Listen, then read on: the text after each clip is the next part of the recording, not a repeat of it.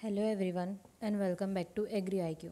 सो आज के वीडियो में हम लोग देखने वाले हैं AENT 5121 जिसका कोर्स टाइटल है फंडामेंटल ऑफ एंटोमोलॉजी 2। ये जो पेपर है ये 2020 to 21 में आया हुआ पेपर है जिसका कंप्लीट सॉल्यूशन अभी हम लोग इस वीडियो में करने वाले हैं।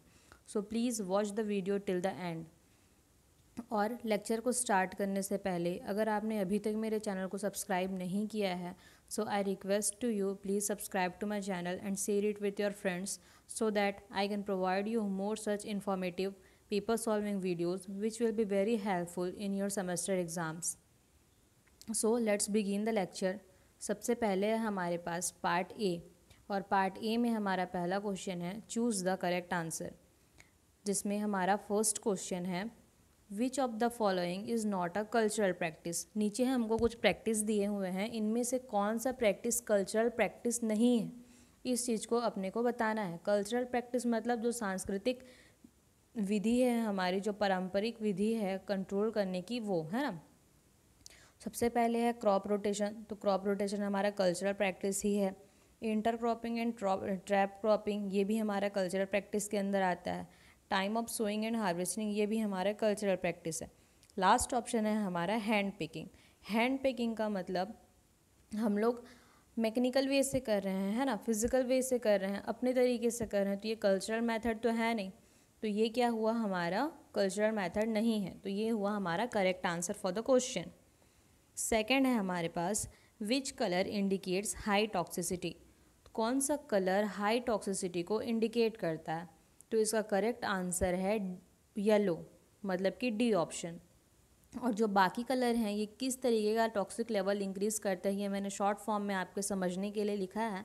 जैसे कि जो रेड है, रेड क्या होता है, ई, है ना, ई मतलब एक्सट्रीम टॉक्सिक, क्या है ये, एक्सट्रीम टॉक्सिक, ठीक है। फिर हमारा ग्रीन, ग्रीन क्या है हमारा, स्लाइटली टॉक्सिक, क्या है, स्लाइटली मतलब कि ये थोड़ा सा टॉक्सिक होता है बस।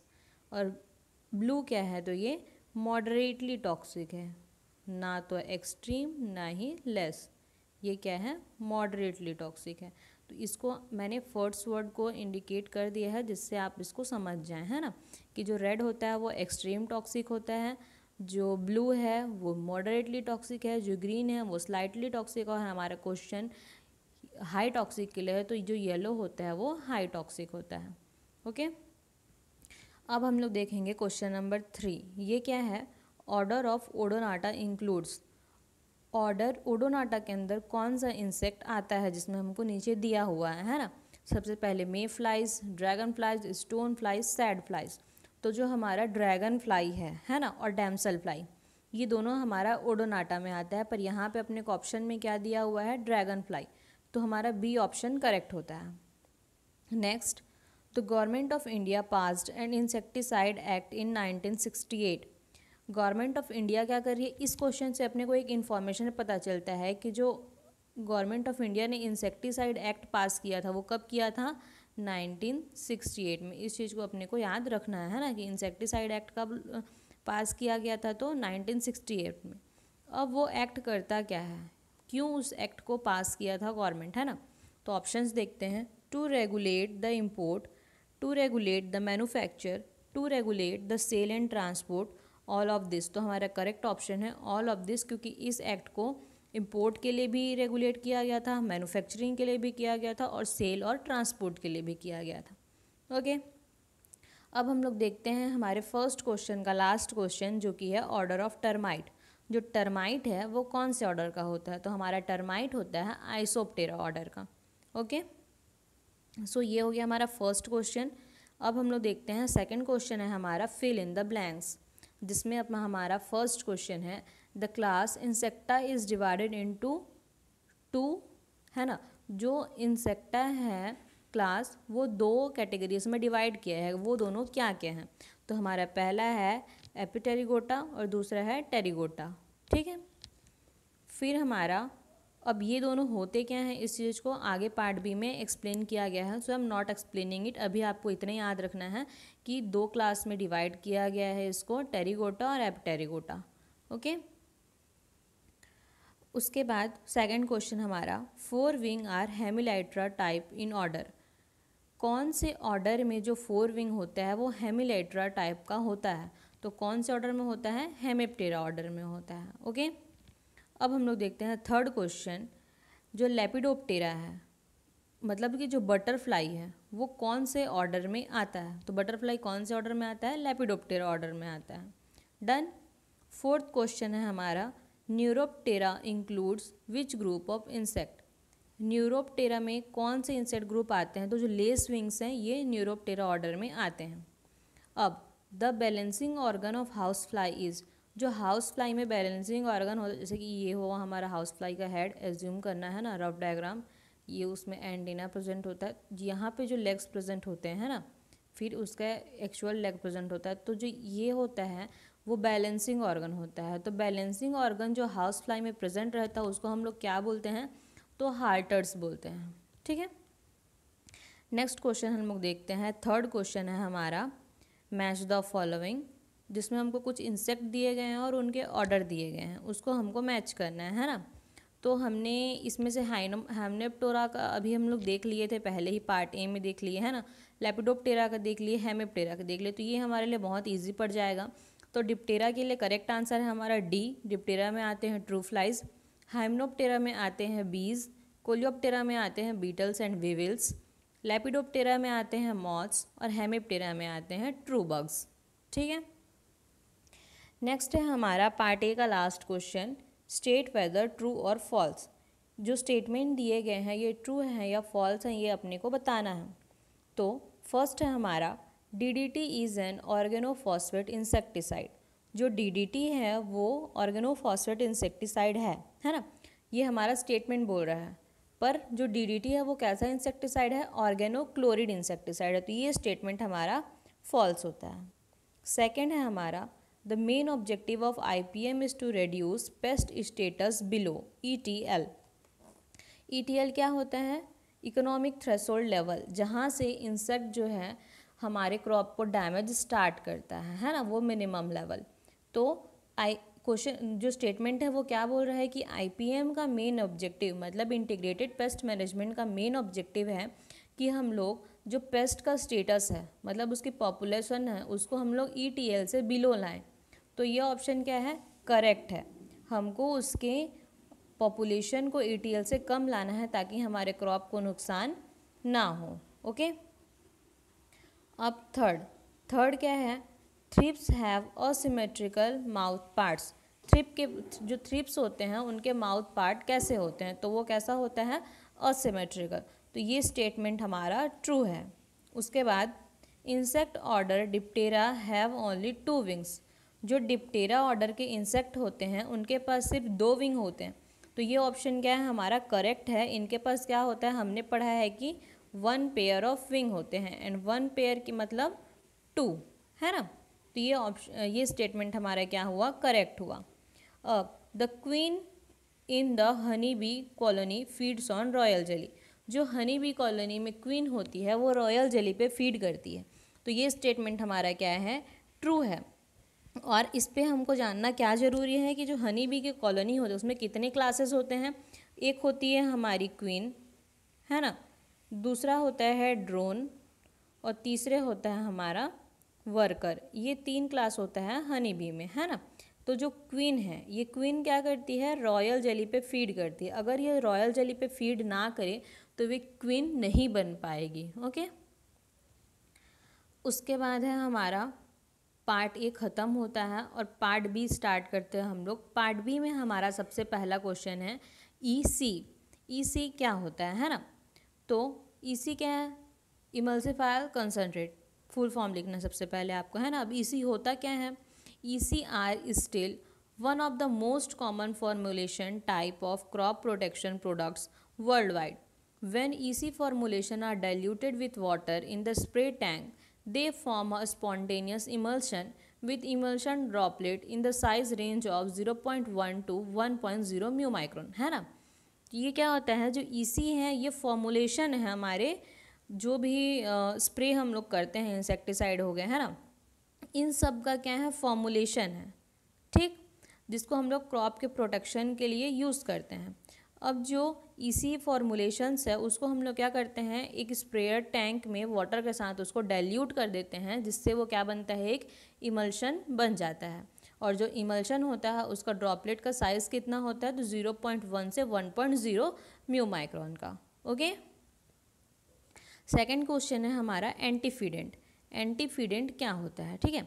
पहले तो आंसर देखने से पहले वर्ड को फोकस करो। एंटीफीडेंट, फीडेंट मतलब फीड मतलब जो कंज्यूम करते हैं हम, है ना। तो एंटीफीडेंट मतलब जो उसके अपोज है, मतलब रिपेल कर रहा है उसको, ठीक। तो अब हम लोग इसको देखते हैं कि हमने जो मतलब समझा ये सही समझा वर्ड से या नहीं। तो antifeedant are chemical that inhibit feeding in insect when applied on the foliage food without impairing their appetite and gustatory receptor or driving them away from the food. They are also called gustatory repellent, feeding deterrent and rejectant. तो एंटीफीडेंट क्या है कि ये animal की feeding को inhibit कर दे रहा है, मतलब एनिमल को उसका जो एनिमल जो अट्रैक्ट होता है किसी चीज़ को फीड करने के लिए, खाने के लिए, उसको रिपेल कर दे रहा है, इनहिबिट कर दे रहा है, उसको रोक दे रहा है ना। ना तो ये उसके एपेटाइट मतलब भूख से इम्पेयर हो रहा है, ना तो उसे गस्टेटरी रिसेप्टर्स जो हैं उससे इम्पेयर हो रहा है, ये उसे इम्पेयर नहीं हो रहा है, पर क्या कर रहा है, उसकी फीडिंग हैबिट को इनहिबिट कर दे रहा है, ठीक है। तो हमने इसका मतलब सही समझा था कि जो फीडिंग है उसको ये क्या कर रहा है, अपोज कर रहा है। एंटी मतलब अपोज कर रहा है, ठीक है। तो यही हुआ है एंटीफीडेंट का मतलब। अब इस एंटीफीडेंट को हम लोग और क्या क्या वर्ड से जानते हैं, तो ये है हमारा गस्टेटरी रिपेलेंट, फीडिंग डिटेरेंट और रिजेक्टेंट्स। ओके, अब हम लोग देखते हैं question number third. Question number third क्या है हमारा, हार्मोन्स। तो hormones are chemicals produced by various different organ and gland with the body of an insect. This chemical act as a messenger and they are moved from the site of production to the other areas by hemiolymph. Hormones control many different aspects of metabolism in insect. Hormone क्या होता है, जब हमने plant में देखा था, ACP का आपका जो एग्ज़ाम था उसमें मैंने बताया था कि हार्मोन्स क्या होते हैं, जो भी उनको प्रमोट कर रहे हैं ग्रोथ को, है ना, जो भी अदर जो फीचर्स है मेटाबॉलिक प्रोसेस है उनको जो भी कंट्रोल कर रहे हैं वो क्या होते हैं, हार्मोन्स होते हैं। पर आज हम लोग सॉल्व कर रहे हैं क्या, एंटोमोलॉजी। तो अपने को इंसेक्ट के पर्पज़ से देखना है ना। तो इंसेक्ट के पर्पज़ से हमारा हार्मोन क्या हुआ, तो ऐसे केमिकल सब्सटेंस जो इंसेक्ट के डिफरेंट ऑर्गन्स और उनकी बॉडी के अलग अलग ग्लैंड से प्रोड्यूस हो रहा है, ठीक। और वो क्या काम कर रहा है, तो मैसेंजर का काम कर रहा है, जो एक साइट में जो भी इंफॉर्मेशन प्रोड्यूस हो रहा है उसको दूसरे साइट तक ये क्या करता है, ट्रांसपोर्ट कराता है, मतलब मैसेज, उसके मैसेज को ट्रेवल कराता है, ठीक है। तो ये मैसेंजर का काम करता है हमारा हार्मोन। और हार्मोन जो जैसे प्लांट में जब हमने हार्मोन पढ़ा था तो ये उसकी अलग अलग मेटाबॉलिक एक्टिविटीज़ को कंट्रोल कर रहे थे, वैसे ही इंसेक्ट हार्मोन क्या होते हैं, इंसेक्ट में जो भी मेटाबॉलिज्म होता है, जो भी मेटाबॉलिक रिएक्शंस हैं उनको कंट्रोल करता है हार्मोन। ओके, अब हम लोग देखते हैं क्वेश्चन नंबर 4। क्वेश्चन नंबर 4 क्या है, अट्रैक्टेंट। देखो रिपेलेंट में हमने क्या देखा था, अपोज कर रहा है। अट्रैक्टेंट में क्या करता है, उसको अट्रैक्ट करता है, अपने पास बुलाता है ना। तो अट्रैक्टेंट है क्या, a chemical which cause the insect to make an oriented movement towards its source is known as attractant. Many insects depend for their survival follow an odor trail to a source of food to host plant and animals to the opposite sex or to the right place to lay egg. Attractant क्या होता है, ये एक oriented movement cause करा देता है, मतलब जो भी सोर्स है ना, मतलब अगर हमको किसी प्लेस पे इंसेक्ट चाहिए जहाँ से बेनिफिट हो रहा है तो हम वहाँ पे क्या करते हैं, जब हम लोग अट्रैक्टेंट अप्लाई कर दिए तो इंसेक्ट क्या होता है, उस प्लेस के लिए अट्रैक्ट हो जाता है और वहाँ पे इंसेक्ट आ जाता है, ठीक है। अब इंसेक्ट क्या करते हैं, वो ओडर जो होता है, मतलब सेंट होता है, उसी से अट्रैक्ट होगा इंसेक्ट। तो हम लोग क्या करते हैं, जो अपोजिट सेक्स है, अगर अपने को मेल को अट्रैक्ट करना है तो हम लोग फीमेल लेयर का यूज़ करते हैं, फीमेल को अट्रैक्ट करना है तो मेल लेयर का यूज़ करते हैं, ताकि वो जो राइट प्लेस है एग के लेइंग के लिए वो हम उनको दिखा सकें। या फिर जो हम लोग यूज़ करते हैं जैसे कि ट्राइकोग्रामा कार्ड्स वगैरह हमारे फील्ड में यूज़ करते हैं, जो स्टिकी ट्रैप्स यूज़ करते हैं, उसमें हम लोग क्या करते हैं, फीमेल लेयर को ही करते हैं, फीमेल लेयर को अटैच कराते हैं ताकि हमारा मेल इंसेक्ट उससे क्या हो, अट्रैक्ट हो जाए और कंट्रोल हो, है ना। तो वही होता है हमारे अट्रैक्टेंट्स का काम, कि एक स्पेसिफिक साइट में ओरिएंटेड मूवमेंट कराता है हमारे इंसेक्ट्स को। ओके, अब है हमारा क्वेश्चन नंबर 5 जो कि है स्पीसीज़, है ना। तो स्पीसीज़ क्या होता है? A species is often defined as the largest group of organism in which any two individual appropriate sexes or mating type can produce fertile offspring. Types of sexual reproduction. It is the basic unit of classification and a taxonomic rank of an organism as well as a unit of biodiversity. तो species क्या होता है आपको पता ही है, हम लोग generally क्या बोलते हैं, ये सेम स्पीसीज़ के इंसेक्ट हैं, ये डिफरेंट स्पीसीज़ के इंसेक्ट हैं। तो वहाँ पे आप स्पीसीज़ वर्ड को यूज़ कैसे करें, इस चीज़ को अपने को बताना है ना। तो जनरली कभी कभी क्या होता है, हम क्वेश्चन को जानते हैं पर उसको एक साइंटिफिक टर्म नहीं दे पाते, तो वही अपने को इस वीडियो से सीखना है ना, कि हम लोग कैसे जो नॉर्मल वर्ड्स हैं उनको साइंटिफिक वर्ड फ्रेम आउट करते हैं।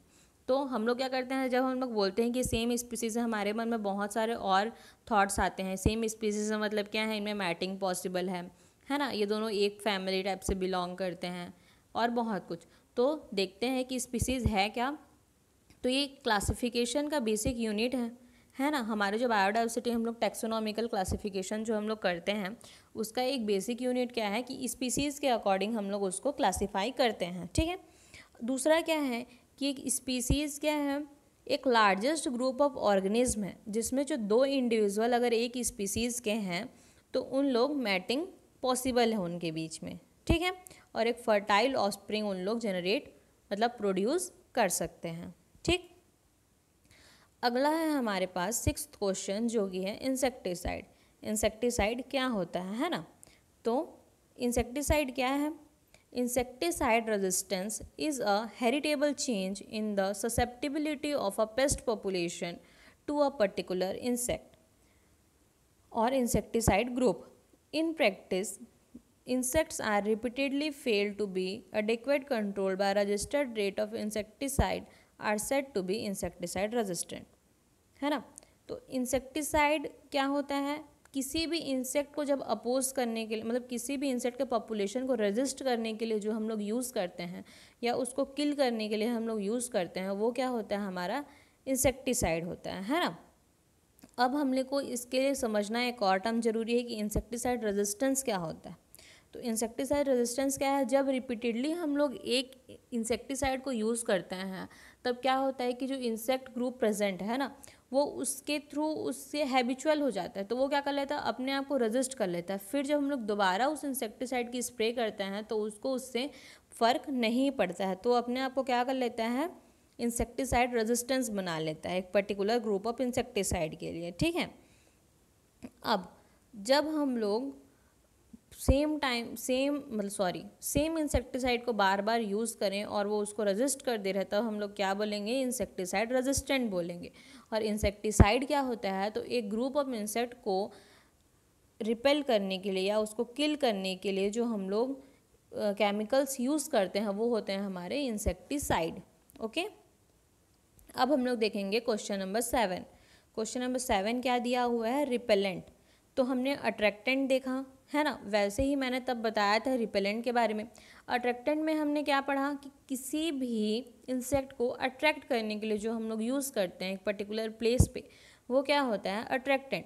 तो रिपेलेंट क्या होगा, जब हम लोग उसको एक सोर्स से अवे कर रहे हैं या उसको उससे दूर मूव करा रहे हैं, है ना, तो ये क्या हुआ, हमारा रिपेलेंट हुआ। देखते हैं हम लोग, the chemicals which cause insect to make oriented movement away from its source is known as repellent.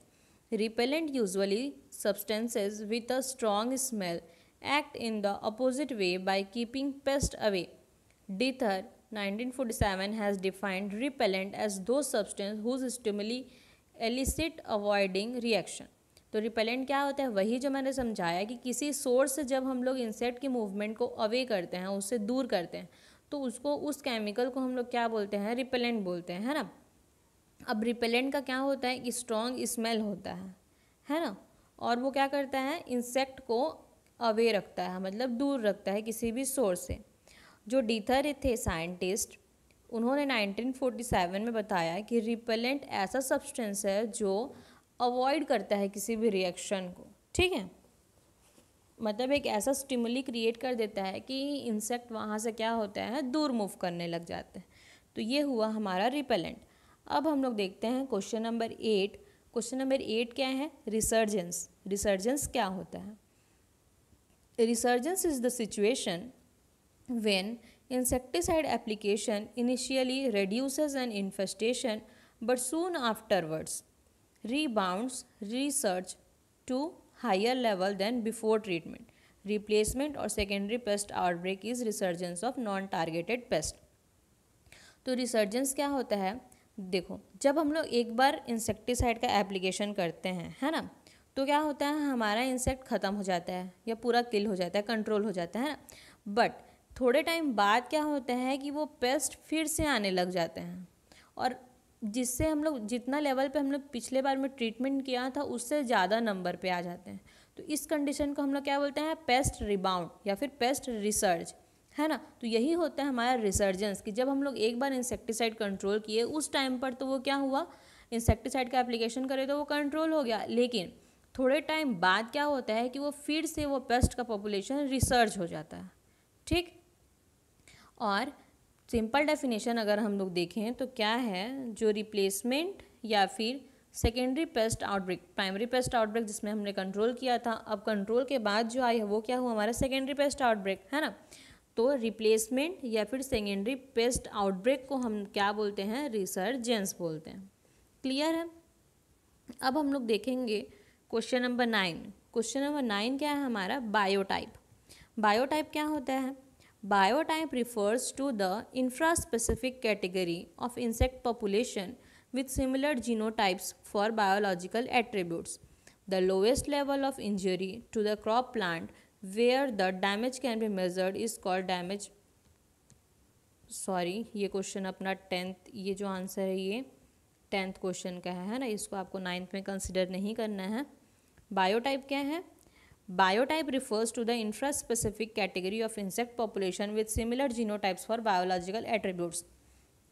तो जो भी बायोलॉजिकल कैटेगरीज हैं या बायोलॉजिकल कंडीशंस हैं, है ना, उसके लिए हमारा एक इंसेक्ट पॉपुलेशन क्या करता है, सिमिलर जीनोटाइप शो करता है, उसको हम लोग क्या बोलते हैं, बायोटाइप बोलते हैं। मतलब कि एक स्पीसीज़ है, उसी से रिलेटेड कैटेगरीज दूसरे स्पीसीज़ में भी हैं, तो ये दोनों क्या हैं, आपस में बायोटाइप हैं। ठीक है, मतलब कि क्लोजली रिलेटेड हम लोग बोल सकते हैं। क्या बोल सकते हैं, क्लोजली रिलेटेड, ये होता है हमारा बायोटाइप। डन। नेक्स्ट है हमारा डैमेज बाउंड्री। डैमेज बाउंड्री क्या होता है? तो ईटीएल जब आया था पार्टी में, मैंने वहाँ पे आपको एक्सप्लेन किया था, उसी से रिलेटेड है हमारा डैमेज बाउंड्री, जिसको हम लोग अभी देखेंगे कि डैमेज बाउंड्री क्या होता है। The lowest level of injury to crop plant where damage can be measured is called the damage boundary, and the lowest number of insect that will cause economic damage is referred to as economic injury level. Economic threshold level के बारे में मैंने आपको पहले ही बताया। अब वही उसी में देखेंगे, हमने दो और टर्म हमारे पास होता है, डीबी और ईआईएल। इसका ग्राफ मैं आपको बताती हूँ, ये एक ऐसा हुआ, ये एक्स एक्सिस हुआ, ये हमारा वाई एक्सिस, ये जो है हमारा डीबी होता है। ठीक है, ये होता है हमारा ईटीएल और ये होता है हमारा EIL। ओके, अब DB क्या है, तो लोवेस्ट लेवल ऑफ इंजरी, मतलब कि इंसेक्ट का वो लोवेस्ट लेवल या लोवेस्ट पॉपुलेशन जहाँ पे हम लोग क्या कर सकते हैं, डैमेज को मेज़र कर सकते हैं, उसको हम लोग बोलते हैं डैमेज बाउंड्री। ठीक, और इंसेक्ट का वो लोवेस्ट लेवल जहाँ पे इकोनॉमिक डैमेज होता है हमारे क्रॉप को, उसको हम लोग बोलते हैं इकोनॉमिक इंजरी लेवल। तो ये दोनों टर्म्स, इनके साथ ETL, ये तीनों टर्म्स आपको याद रखने हैं। इनको आपको इंडिविजुअली भी पार्ट बी में पूछा जा सकता है, या पार्ट सी में इनके डिफरेंस से रिलेटेड क्वेश्चन भी आ सकता है। ओके, अब हम लोग देखेंगे हमारा क्वेश्चन नंबर 11। क्वेश्चन नंबर 11 क्या है, एक्टिव इंग्रेडिएंट्स। तो एक्टिव इंग्रेडिएंट्स क्या होते हैं? Active ingredients are the chemical in pesticide product that kill, control और रिपेल पेस्ट। ठीक है, for example active ingredient in an herbicide are the ingredients that kill weeds. Often the active ingredients make up a small portion of whole product. Active ingredient होते क्या हैं? तो हमारा जो chemical है ना, जैसे कि पेस्टिसाइड या इंसेक्टिसाइड, उसमें जितने भी अमाउंट हैं वो सारे एक्टिव इंग्रेडिएंट नहीं होते हैं या वो सारे कंट्रीब्यूट नहीं करते हैं इंसेक्ट को किल करने में। तो वो जो इफ़ेक्टिव अमाउंट जो इंसेक्ट को किल कर रहा है या फिर उनको कंट्रोल कर रहा है या रिपेल कर रहा है किसी भी पेस्ट पॉपुलेशन को, वो होता है हमारा एक्टिव इंग्रेडिएंट। एग्जाम्पल के लिए जैसे कि अगर कोई हर्बिसाइड है तो उसमें जो इंग्रेडिएंट्स वीड को किल कर रहा है वो हुआ हमारा उसका एक्टिव इंग्रेडिएंट, ठीक है। तो एक्टिव इंग्रेडिएंट को हम लोग शॉर्ट में क्या बोल सकते हैं, जो एक्टिव इंग्रेडिएंट होते हैं वही हमारे होल प्रोडक्ट का एक स्मॉल पोर्शन है जो पूरे प्रोडक्ट को कंट्रीब्यूट करता है, या जो हमारे प्रोडक्ट को यूज़ करने का मेन रीज़न है वो क्या है, हमारा एक्टिव इंग्रेडिएंट है। एक्टिव इंग्रेडिएंट के लिए ही हम लोग उस पूरे प्रोडक्ट को या उसके पूरे अमाउंट को यूज़ करते हैं, क्योंकि अपने को उस अमाउंट ऑफ एक्टिव इंग्रेडिएंट को यूज़ करना है, ताकि हम लोग क्या कर सकते हैं, अपना जो भी वीड्स है या जो भी इंसेक्ट है या पेस्ट है उसको हम लोग किल कर सकते हैं। ओके, अब है हमारा पार्ट बी का last question, that is general equilibrium position. General equilibrium position क्या होता है, the average density of a population over a long term of period around which the pest population over a long period of time around which the pest population tends to fluctuate due to the biotic and abiotic factor and in the absence of permanent environmental changes। तो general equilibrium position क्या है, insect का ऐसा population है ना, ये ऐसा insect का ही नहीं, मतलब एक ऐसा पॉपुलेशन जो एवरेज डेंसिटी ऑफ पॉपुलेशन जो एक लॉन्ग टर्म के लिए फिक्स्ड है, जो भी इसमें इन्वायरमेंटल मतलब कि बायोटिक या अबायोटिक फैक्टर्स आ रहे हैं उनसे ये पॉपुलेशन क्या हो रहा है, फ्लक्चुएट नहीं हो रहा है।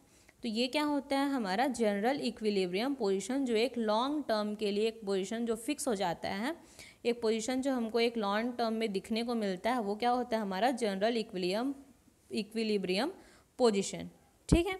So this was all about the today lecture, जिसमें हमने पार्ट ए और पार्ट बी सॉल्व किया। अब AENT 5121 का part C and part D हम लोग देखेंगे नेक्स्ट लेक्चर में। तब तक अगर आपने मेरे चैनल को सब्सक्राइब नहीं किया है, please do it and share it with your friends too. Thank you.